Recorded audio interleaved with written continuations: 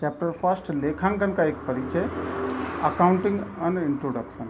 तो दोस्तों BCom first year में भी ये काम आने वाला है, साथ ही 11th जिनका बेसिक अभी 11th जिन लोगों ने अभी अभी कॉमर्स लिया है, जिनका बेसिक है, उनके लिए भी ये काम आने वाला है। तो दोस्तों अभी थ्योरी सेक्शन में लेने जा रहा हूँ और कंटिन्यू इसके अब आगे आपको वीडियोज मिलेंगे और आशा करता हूँ कि आपको हमारा ये वीडियो पसंद आएगा दोस्तों। और यदि आपको हमारा ये वीडियो पसंद आता है तो हमारे इस वीडियो को लाइक, शेयर और यदि आपने हम चैनल सब्सक्राइब नहीं किया है तो हमारे इस चैनल को सब्सक्राइब कर बेल आइकॉन जरूर दबा लें, जिससे हमारे द्वारा बनाए जाने वाले प्रत्येक वीडियो का नोटिफिकेशन आपको पहले मिल सके। तो दोस्तों बिना देर करते हुए मैं इसकी शुरुआत करता हूँ।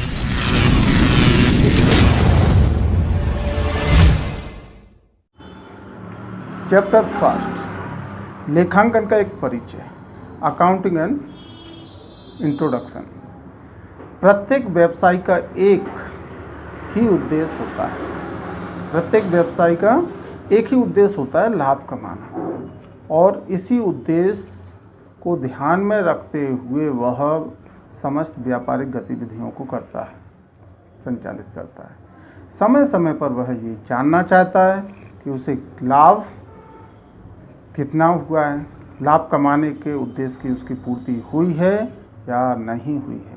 अर्थात वह व्यापार में होने वाले लाभ या हानि को जानना चाहता है। तो इस हेतु उसे उसकी अवधि में संपन्न उद्देश्य की पूर्ति हो रही है कि नहीं, इस अवधि में संपन्न व्यापारिक गतिविधियों का एक स्थान पर वो लिख लेता है, एक लेखा जोखा तैयार करता है। चूँकि मनुष्य की याददाश्त की एक सीमा होती है, प्रत्येक बात को याद रख पाना एक व्यापारी के लिए असंभव होता है। लेखांकन का आविष्कार ही इसलिए हुआ है कि सभी व्यापारी से अवधि में संपन्न गतिविधियों को एक स्थान पर लिखकर लेखा जोखा तैयार करना होगा। चूँकि मनुष्य की याददाश्त की एक सीमा होती है, प्रत्येक बात को याद रख पाना एक व्यापारी के लिए असंभव होता है। लेखांकन का आविष्कार ही इसलिए हुआ है कि सभी व्यापारिक गतिविधियों को लिख लिया जाए, ना केवल लिख लिया जाए वरन उसे एक निश्चित अवधि के बाद निश्चित विधि से लिखा जाए, जिससे कि जब भी वह व्यापारी चाहे अपनी व्यापारिक गतिविधियों का परिणाम जान सके। तो दोस्तों अब हम पुस्तक पालन का अर्थ एवं परिभाषा करेंगे। Book keeping meaning and definitions. तो यहाँ बुक कीपिंग का मीनिंग और डेफिनेशन हम पढ़ेंगे। तो फर्स्ट नंबर इसका अर्थ मीन्स मीनिंग। पुस्तक पालन का प्रारंभिक चरण है, पुस्तक पालन लेखांकन का प्रारंभिक चरण है। यह शब्द दो शब्दों से मिलकर बना है, जिसका अर्थ है पुस्तक और पालन का अर्थ होता है रखना। तो यहाँ पुस्तक से आशा है लेखा संबंधी विभिन्न पुस्तकों या बहियों या फिर पत्रों आदि से है। और रखना, जिसका रखना केवल रखने से ही नहीं है बल्कि सुव्यवस्थित ढंग से रखने से है। अतः पुस्तक पालन से आशय विभिन्न लेखा पुस्तकों को एक निश्चित अवधि में रखना, जिससे कि वर्ष के अंत में व्यापारिक परिणाम की जानकारी आसानी से मिल सके। परिभाषाएं, पुस्तक पालन की कुछ महत्वपूर्ण परिभाषाएं निम्नानुसार हैं। और definitions of book keeping is under the following. First number Spicer तथा पैगलर के शब्दों में दिया है। Spicer and Pegler, Spicer and Pegler पुस्तक पालन व्यावसायिक व्यवहारों को मुद्रा की शब्दावली में लिपिबद्ध करने की कला है। पुस्तक पालन व्यावसायिक व्यवहारों को मुद्रा की शब्दावली में लिपिबद्ध करने की कला है। एच रोसेनकैम्प के अनुसार रोसेनकैम्प का कहना है दोस्तों कि पुस्तपालन व्यावसायिक व्यवहारों को एक सुव्यवस्थित ढंग से लिपिबद्ध करने की कला है। तो आई थिंक क्लियर हो गया होगा। एक बार फिर देख लें, दो डेफिनेशंस जिसमें दी है। स्पाइसर और पेंगलर ने कहा है कि पुस्तपालन व्यवसाय व्यवहारों को मुद्रा की शब्दावली में लिपिबद्ध करने की कला है, जबकि एच रोसेनकैम्प ने कहा है कि पुस्तपालन व्यावसायिक व्यवहारों को एक व्यवस्थित ढंग से लिपिबद्ध करने की कला है। लेखाकर्म, अब हम पढ़ेंगे लेखाकर्म का अर्थ और परिभाषा। Accountancy, meaning and definitions. यहाँ लेखाकर्म मीन्स अकाउंटेंसी होगा, इसका मीनिंग और डेफिनेशन हम जानेंगे। तो लेखाकर्म एक विश्लेषणात्मक कार्य है, एनालिसिस वर्क है ये। यदि पुस्तपालन व्यापारिक गतिविधियों को विस्तार पूर्वक दैनिक आधार पर लिखता है, तो लेखाकर्म वार्षिक आधार पर उन गतिविधियों को संक्षिप्त, सारगर्भित व परिणाम मूलक बनाने की विधि है। इसके अंतर्गत अंतिम खाते, कोष बहाव, रोकड़ बहाव विवरण तैयार करना, अंतिम खातों का विश्लेषण करना, प्रस्तुतिकरण व प्रकाशन का कार्य करता है। विभिन्न पक्षों को सूचनाएं उपलब्ध करवाना भी इसी के अंतर्गत आता है। परिभाषाएं, अब हम डेफिनेशंस देखेंगे। लेखांकन की कुछ महत्वपूर्ण परिभाषाएं निम्नलिखित हैं। तो लेखांकन की महत्वपूर्ण परिभाषाओं में हम जानेंगे फर्स्ट नंबर यहाँ पर फर्स्ट नंबर जो मेल्कमैन की डेफिनेशन आती, मेल्कमैन तथा स्लेविन। तो लेखांकन स्वामित्व में अथवा संपत्ति के अधिकार में बढ़ने और घटने की भाषा में, लेखांकन स्वामित्व अथवा संपत्ति के अधिकार में बढ़ने और घटने की भाषा में परिवर्तनों को लिपिबद्ध करने तथा वित्तीय व्यवहारों का विश्लेषण और व्याख्याएं करने की प्रक्रिया है। हेरोल्ड वीरमैन तथा एलन आर ड्रीवैन के शब्दों में लेखांकन को वित्तीय सूचना के पहचानने, मापने, लिपिबद्ध करने तथा संप्रेषित करने के रूप में भी परिभाषित किया जा सकता है। तो दोस्तों ये डेफिनेशन बहुत अच्छी है, इजीली आप तैयार कर सकते हैं कि लेखांकन को सूचनाओं के पहचानने, मापने, लिपिबद्ध करने तथा संप्रेषित करने के रूप में परिभाषित किया जा सकता है। अब हम दोनों का मीनिंग और डेफिनेशंस पढ़ चुके हैं, तो इसके बीच अब अंतर भी आपको एग्जाम में पूछा जाता है। तो अंतर डिफरेंस क्या होगा, तो क्वेश्चन बनेगा पुस्तपालन और लेखाकर्म में अंतर बताइए। तो पुस्तपालन और लेखाकर्म में अंतर, फर्स्ट पॉइंट आता है शुद्धता की जांच। पुस्तपालन और लेखाकर्म में अंतर करते हैं, तो फर्स्ट पॉइंट अंतर के आधार में हम लिखते हैं क्या, शुद्धता की जांच। तो इसके द्वारा लेखों की शुद्धता की जांच नहीं की जा सकती। पुस्तपालन में हम लिखेंगे इसके द्वारा लेखों की शुद्धता की जांच नहीं की जा सकती है, जबकि लेखाकर्म होगा इसके द्वारा तलपट बना करके बही खातों की शुद्धता की जांच का कार्य किया जाता है या जांच की जा सकती है। सेकंड आता है समाप्ति। तो प्रारंभिक लेखा हो जाने के बाद बही खाता अर्थात पुस्तपालन का कार्य समाप्त हो जाता है। लेखाकर्म में व्यापार का समायोजित अंतिम परिणाम बताने के बाद लेखाकर्म का कार्य समाप्त हो जाता है। व्यापार का समायोजित अंतिम परिणाम फाइनल रिजल्ट बताने के बाद लेखाकर्म का कार्य समाप्त हो जाता है। थर्ड नंबर यंत्रों का प्रयोग। इस कार्य के लिए यंत्रों का प्रयोग किया जाता है। पुस्तपालन में आएगा इस कार्य के लिए यंत्रों का प्रयोग किया जाता है और लेखाकर्म इस कार्य को यंत्रों की सहायता से नहीं किया जा सकता।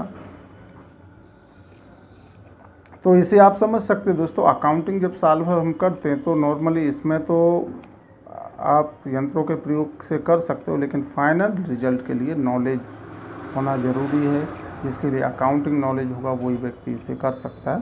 कि यंत्रों का प्रयोग इसमें नहीं आता, इसमें नॉलेज काम आता है। फोर्थ आता है कार्य। प्रारंभिक व्यवहारों का लेखा करके खाता बही में लेखा करना तथा खातों को बंद करना और शेष निकालना वही खाते का कार्य है। तो दोस्तों वही खाते का कार्य प्रारंभिक लेखा पुस्तकों में पहला लेखा करना, फिर उनको खाता बही में लिखना तथा खातों को बंद करने के बाद उनका बैलेंस निकालना, शेष निकालना है। और इसका कार्य अर्थात लेखाकर्म का कार्य क्या होगा? इसका कार्य खाता बही से अंतिम खाते तैयार करना, समायोजन व अशुद्धियों का सुधार करना है। निर्भरता। बही खाता का कार्य लेखाकर्म पर निर्भर नहीं करता है। बही खाता चूँकि ये प्रारंभिक लेखा होता है तो इसका जो काम होता है सबसे पहले इसी को लिखा जाता है, तो ये लेखाकर्म पर निर्भर नहीं करता है। जबकि लेखाकर्म का कार्य बही खाते पर निर्भर करता है।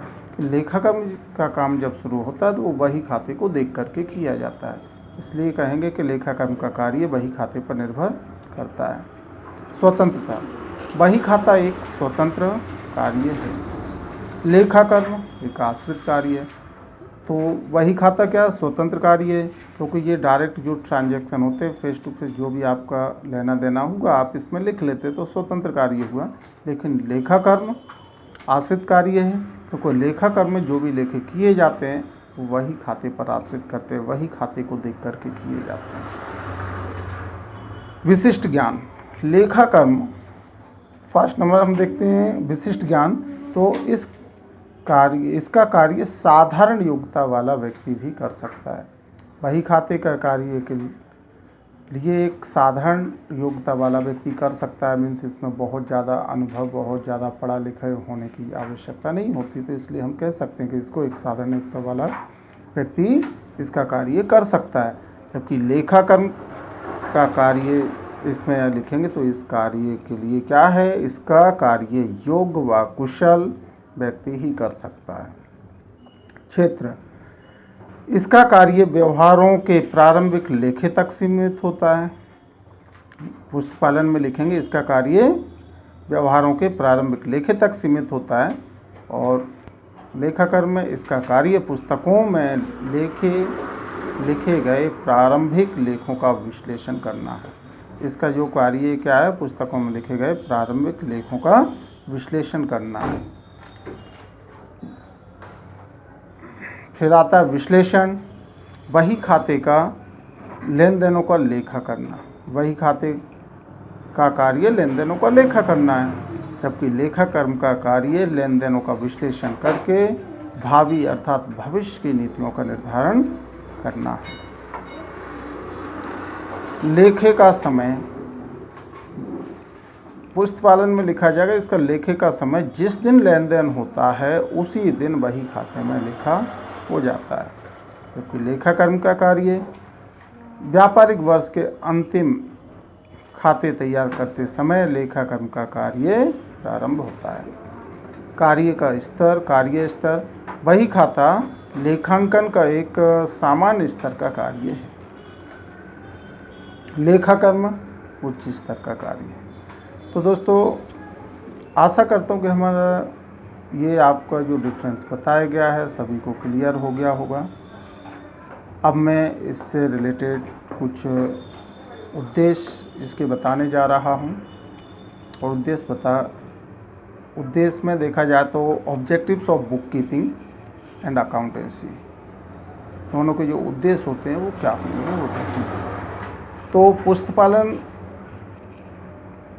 एक व्यावसायिक उपक्रम से संबंधित वित्तीय तथ्यों को इस प्रकार प्रस्तुत करता है कि वह प्रबंधकों, विनियोक्ताओं और जनता की आवश्यकताओं को पूरा कर सके।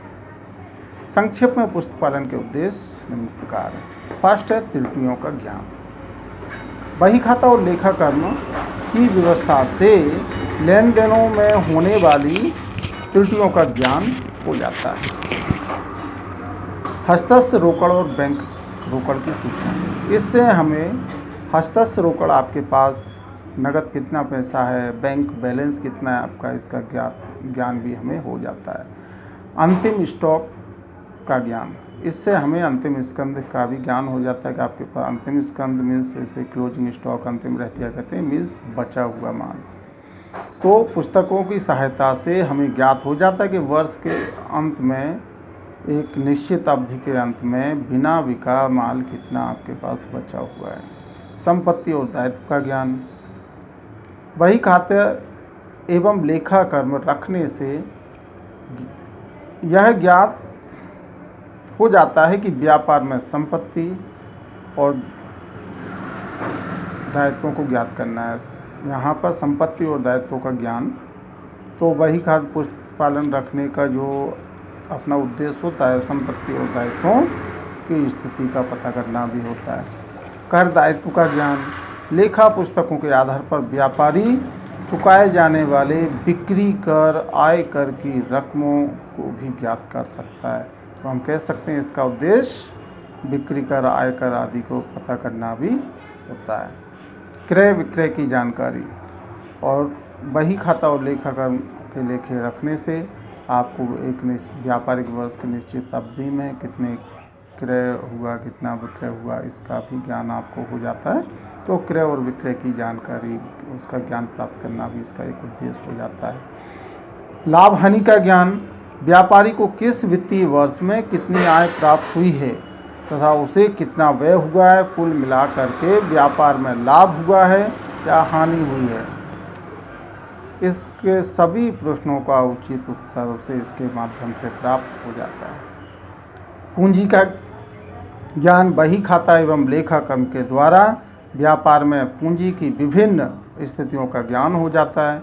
व्यापार प्रारंभ करते समय कितनी पूंजी लगाई गई थी, वर्तमान में उसका स्वरूप क्या है, या व्यापार की स्थायी पूंजी कितनी है और व्यापार की कार्यशील पूंजी कितनी है, इन सब की जानकारी बही खाता रखने से प्राप्त हो जाती है। लेनदारों व देनदारों का ज्ञान, तो कौन व्यक्ति, फर्म या संस्थाएं या लेनदार हैं, उन्हें कब और कितनी रकम चुकानी है। इसी प्रकार देनदारों की भी जानकारी प्राप्त हो जाती है कि किससे आपको कितना पैसा प्राप्त करना है, किससे कितना पैसा आपको लेना है। अंतिम पॉइंट उद्देश्य का हम देखते हैं दोस्तों, वित्तीय स्थिति का ज्ञान, बही खाता एवं लेखा कर्म रखने से व्यापारी को अपनी वास्तविक वित्तीय स्थिति का ज्ञान हो जाता है। इसके आधार पर व्यापारी को पता लग जाता है कि वो उन्नति कर रहा है या फिर अवनति, तो उसके बिजनेस करने से उसे फ़ायदा हो रहा है या नुकसान में जा रहा है, इस चीज़ का उसे ज्ञान हो जाता है। तो दोस्तों अब वीडियो अधिक लंबा हो जाएगा, इसलिए मैं इसके यहीं पर समापन करता हूं और आशा करता हूं दोस्तों कि आपको ये वीडियो पसंद आया होगा। और यदि आपको हमारा ये वीडियो पसंद आया दोस्तों तो हमारे इस वीडियो को लाइक, शेयर, और यदि आपने हमारा चैनल सब्सक्राइब नहीं किया तो हमारे चैनल को सब्सक्राइब कर बेल आइकन ज़रूर दबा लें, जिससे हमारे द्वारा बनाए जाने वाले प्रत्येक वीडियो का नोटिफिकेशन आप तक पहुंच सके। तो friends, thanks for watching this video.